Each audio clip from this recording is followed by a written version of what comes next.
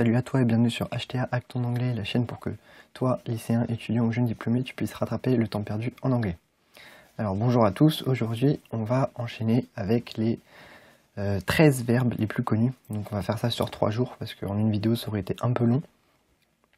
Donc on va voir pour chacun des verbes le sens ou les sens les plus communs. Donc on est toujours dans un souci d'optimisation. Je vais plutôt vous parler des verbes qui sont le plus utilisés et de leurs sens qui sont le plus utilisés. Et pour chaque verbe, je vous donnerai des exemples. Et les phrasal verbs, alors les phrasal verbs, c'est les verbes à particules en français. Moi, je préfère phrasal verbs. Verbe à particules, ça sonne pas très bien. Alors, c'est tout simplement quand vous avez un verbe, c'est très spécifique à l'anglais, vous avez un verbe et vous avez un petit mot derrière.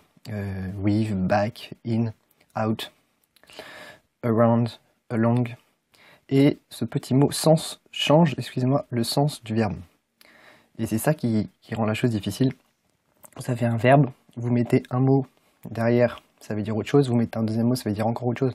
Donc c'est des choses qu'il faut juste savoir. Et donc pour le voir, pour le savoir, il faut le voir, l'entendre, le revoir, le réentendre. D'accord? Donc ici, on va voir quelques-uns. Donc on va commencer sans plus attendre. On commence par to come. To come, ça veut dire venir. Donc can I come to, c'est est-ce que je peux venir aussi. Ça peut vouloir dire également arriver. Donc I am coming, c'est j'arrive. Donc c'est un synonyme de arrive. Dans ce cas-là. Quelques phrasal verbs, deux en l'occurrence. Come back, revenir. Back, quand vous l'avez derrière un verbe, ça sous-entend un mouvement de recul, un mouvement de retour, d'accord? Back, c'est en arrière, c'est l'arrière. Du coup, ayez toujours en tête cette information. Donc, to come back to somebody on something, on retrouve mes structures que j'aime bien. Répondre plus tard à quelqu'un à propos de quelque chose. Donc, vous allez remplacer somebody par la personne à laquelle vous répondez plus tard. Et something, vous allez remplacer par ce de quoi vous parlez. Ensuite, on a come in, entrer. Donc là, tout simplement, on l'entend beaucoup dans les séries ou dans les films. Come in, c'est entrer quoi. On enchaîne avec to find. Alors, to find, ça veut dire trouver, retrouver. Et ce qui est bien avec ce verbe-là, contrairement à d'autres, c'est que il peut traduire tous les sens de trouver qu'on a en français. C'est-à-dire que quand vous... alors il y a peut-être une ou deux exceptions, je ne sais pas, mais de ce que j'ai compris, trouver se traduira quasiment exclusivement par find, d'accord? Donc ça peut vouloir dire trouver du temps. How do you find time to? Et derrière, vous allez mettre un verbe si vous voulez dire comment tu trouves le temps de faire quelque chose, d'accord? Ou ça peut vouloir dire aussi trouver un endroit. I can't find the exit. Je ne trouve pas la sortie. Donc, quelques expressions. To find something easy, c'est trouver quelque chose facile. Vous pouvez très bien remplacer easy par difficult, évidemment, pour dire trouver quelque chose difficile. Donc ici, vous allez juste conjuguer find et remplacer something, d'accord? Ensuite, on a to find it hard to do something. Donc avoir du mal à faire quelque chose, ici pareil, vous allez conjuguer find, vous allez remplacer to do something par le verbe. Par exemple, I find it hard to concentrate, on a remplacé to do something par to concentrate. Et on a conjugué find. Et ça veut dire j'ai du mal à me concentrer. Alors, pour find, il n'y a qu'un seul phrasal verb très utilisé et qui a une nuance de sens très limite perverse, j'ai envie de dire, parce que c'est très subtil.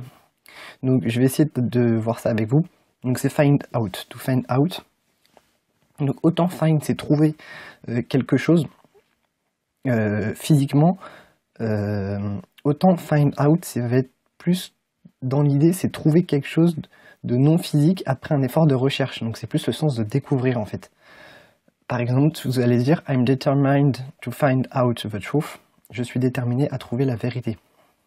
Donc là, on parle de vérité, donc c'est trouver après avoir recherché. Et la vérité, c'est quelque chose, c'est un concept en fait. Donc là, vous allez plus utiliser find out. Alors que si tu dis, je sais pas moi, si tu dis je n'arrive pas à trouver mes clés, I can't find my keys. Là, tes clés, c'est que tu n'arrives pas à les retrouver, mais les clés, c'est physique, quoi. D'accord? Donc, essayez de bien comprendre cette subtilité. Même si je pense que dans le cadre de vos études, on ne vous empruntera pas trop avec ça, mais ça peut être quelque chose à savoir. Ensuite, on a to go. Alors, ça, très classique, ça veut dire aller. Alors, faites attention toujours, c'est to go to somewhere, donc I go to school, je vais à l'école. Par contre, vous direz I go home. Pourquoi? Parce que dans ce cas-là, home est un adverbe, comme downstairs en bas ou upstairs en haut. Donc ne dites pas I go to home, ce serait faux. On dit I go home comme on dit I go downstairs ou I go upstairs. D'accord? Alors, donc go n'a qu'un sens en fait, mais ce qui fait sa particularité, c'est sa multitude de phrasal verbs. Donc là, je vous en ai sélectionné 5 qui sont parmi les plus courants. Donc go ahead, ça veut dire vas-y, continue, dans un sens de ne pas abandonner, de persévérance, pardon. Ensuite, on a to go for, qui veut dire choisir, donc c'est un synonyme de to choose. Donc par exemple, instead of butter, I always go for margarine. Donc là, ça veut dire à la place du beurre, je choisis toujours la margarine. Ensuite, on a go off qui signifie explode, donc exploser, pour une bombe.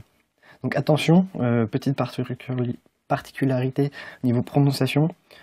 Bombe en anglais, c'est le même mot qu'en français sans le A à la fin. Le E à la fin, pardon. Donc ça s'écrit B-O-M-B. Par contre, niveau prononciation, vous allez dire bomb. Vous n'allez pas prononcer le B à la fin. D'accord? Donc faites attention à ça. Ensuite, on a go on, continuer. Donc si vous dites à quelqu'un go on, ça veut dire continuer. Et ça veut aussi dire se passer. Donc là, c'est encore plus pervers parce qu'on a un phrasal verbe qui a 2 sens possibles. Et les 2 sens sont très utilisés. Donc continuer et se passer. Donc, un exemple classique, c'est what's going on. What is going on. Donc qu'est-ce qui se passe? Ensuite, on a go out qui veut dire sortir. Pour finir, on a to know. Donc, ça veut dire savoir. Donc, I don't know what to do. Une expression à savoir, ça peut être to know how to do something. Savoir faire quelque chose. Donc là, vous allez remplacer to do something, encore une fois. Par exemple, the doctor know how to deal with the disease. Les médecins savent traiter la maladie. Ensuite, vous allez dire to know that, c'est savoir que. N'oubliez pas le that. Donc, I know that you like chocolate. Je sais que tu aimes le chocolat. Enfin, pour finir, to know, ça peut vouloir aussi dire connaître. Donc, une personne ou une langue, des mots. I don't know him, ça veut dire je ne le connais pas. Et she knows a few words of English, ça veut dire elle connaît quelques mots d'anglais. Je ferai une vidéo particulièrement sur a few, a little, few, parce que c'est un point technique. Donc, vous inquiétez pas, c'est quelque chose qu'on traitera ensemble. Donc, petit point de vocabulaire. Dans l'exemple que je vous ai donné plus haut, on a to deal with, pardon. Ça veut dire traiter, s'occuper d'un problème. Ok. Ensuite, une dernière phrase que je n'ai pas marquée mais que je vous dis, ça peut être bon à savoir. To get to know, ça veut dire apprendre à connaître. Je répète, to get to know, apprendre à connaître. Donc voilà, on arrive à la fin de cette vidéo. On verra plusieurs autres verbes demain. Moi, je vous dis bonne journée.